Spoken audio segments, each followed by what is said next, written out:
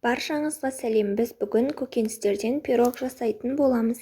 Жылы сүттің үстіне жылы су қосып, оның үстіне бір ас қасық дрожжды қосып, содан кейіннен 2 ас қасық қантты қосып, бір шай қасық тұзды қосып, барлығын жақсылап венчикпен араластыратын боламыз. Бетін жауып 15 минутқа жылы жерге қойып қоямыз. Кейін оның үстіне сұйық май қосып, керегінше ұн қосып, қамырымызды илеп аламыз. Тағы да қамырымыздың бетін жауып, жарты сағатқа көтерілуге қойып қоямыз. Ол кезде біз салмамызды дайындайтын боламыз. 2 пиязымызды ұсақтап тураймыз. Ұсақтап туралған соң, біздің ашылған сәбізімізді де теркіден өткізетін боламыз. 40 қабатымызды да турайтын боламыз.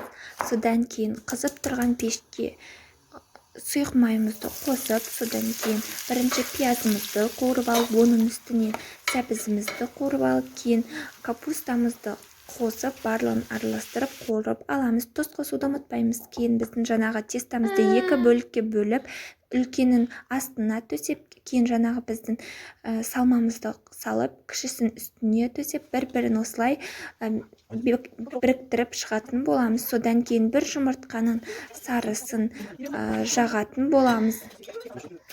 Барлығын жағып болған соң үстіне күнжіт немесе макс сепсеңіздер болады. Кейін 180 градуста пісіресіздер. Міне дайын.